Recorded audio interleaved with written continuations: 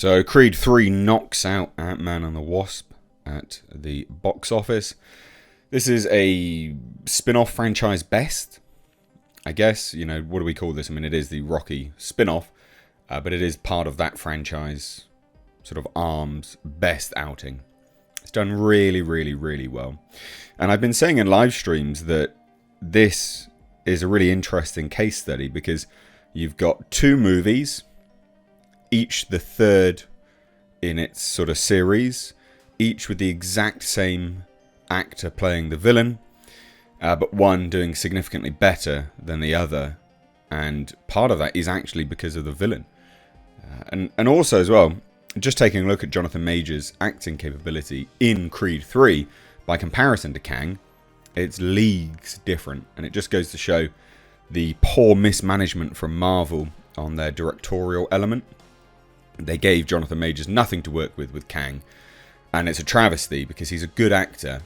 And funnily enough, Dame in Creed 3 is a better version of Kang than Kang in Ant-Man. You know, sort of meek, innocent-ish at the beginning, then brutal at the end. That sounds like Kang in Ant-Man, doesn't it?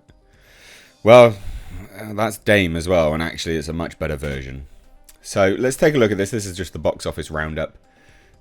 Creed 3 is doing really well. Now, obviously, Rotten Tomatoes doesn't really mean too much, but as a comparison, it's interesting. 87% from the critics, 96% from audiences, with 2,500 plus verified reviews. And then we've got this. 47% Ant-Man and the Wasp Quantumania critics, and 83% audience with 5,000 plus reviews. Now, the interesting thing here is that the audience score has only shifted by 1%, even though it has doubled. When this initially was revealed, the audience score at 2,500 reviews, it was the same, and then it doubled. You know, audience reviews coming in, and the percentage didn't change. So something fishy going on there.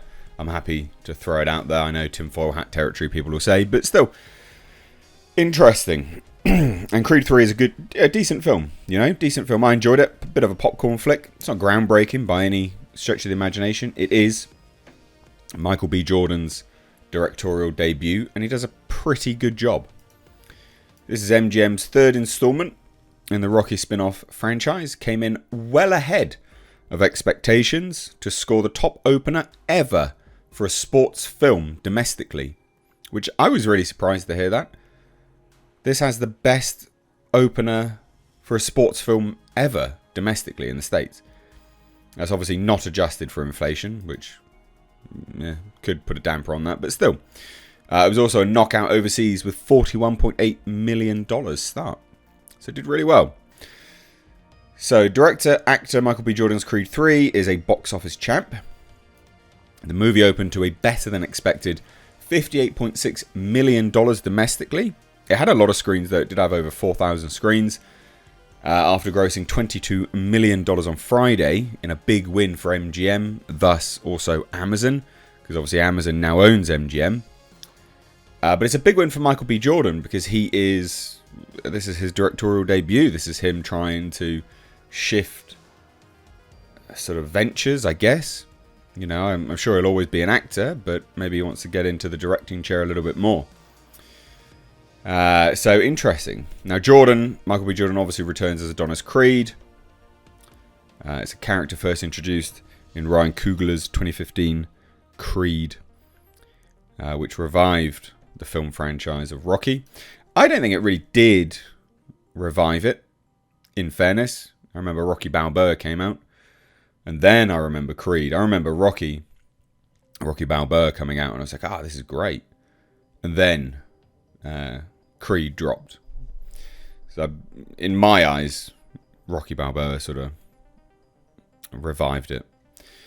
So no, the three cool not only scored a best series for series debut, best, but it actually boasts the biggest sports film opening in history, according to MGM. Obviously not adjusted for inflation. They love their records, these companies, don't they? But you don't need to do that. Like, it's just good as is. So overseas, Creed 3 was also a knockout, opening to a franchise best 41.8 million from 75 markets for a global start of $100.4 million. That's bloody good.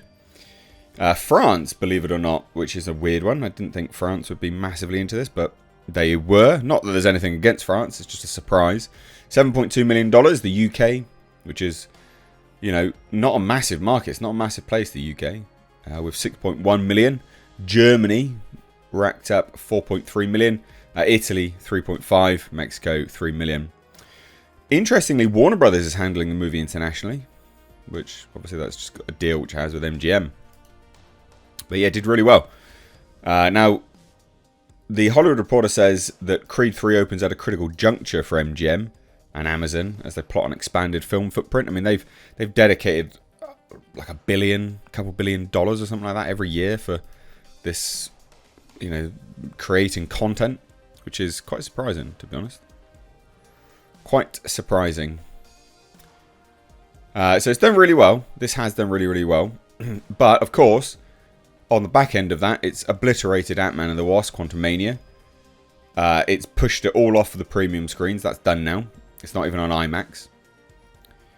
I'm sure it'll be on one, but it's not on any IMAXs near me.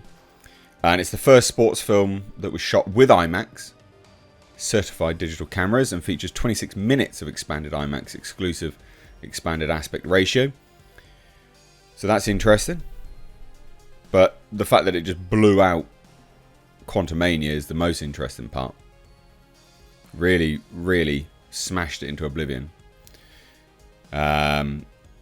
So, yeah, they're not going to be happy because, well, Ant-Man and the Wasp Quantumania fell to number 2 with an estimated 12.5 million with only just under 4,000 screens or locations, sorry. Now, interestingly, the superhero film has amassed the domestic $186.7 million, but it just keeps tumbling and tumbling and tumbling. So now, globally,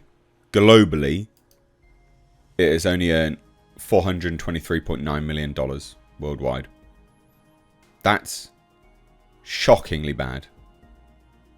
That is shockingly bad. Ant-Man and the Wasp Quantumania, although open to an Ant-Man franchise's best, is looking like it's now going to round out the franchise's worst, which is hilarious because it goes to show, as people have been saying, as I've said, that Marvel movies are front-loaded. If they don't do very well on their opening weekend, they will not do very well. And this is just, again, another case study in that. Cocaine Bear did alright. It's at number 3. Yeah, it's done pretty well. Domestic total of $41.2 million. So, yeah, $52 million worldwide. It's not terrible. Not terrible at all.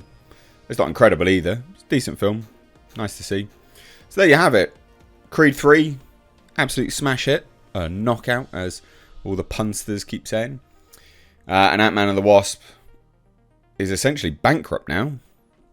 That's a huge flop. That's going to be tens, hundreds of millions of dollars down the pan. Literally lost hundreds of millions of dollars. So, yeah, it's not done very well. Let's put it that way. Marvel will not be very happy with this. But that's what you get for hiring a Rick and Morty writer. Doesn't translate well on screen. Anyway, let me know what you think down below. Love to hear it. Did you watch Creed 3? If you did, let me know what your thoughts were on that film. Thanks very much, ladies and gents. Hit subscribe. Take care. Bye-bye.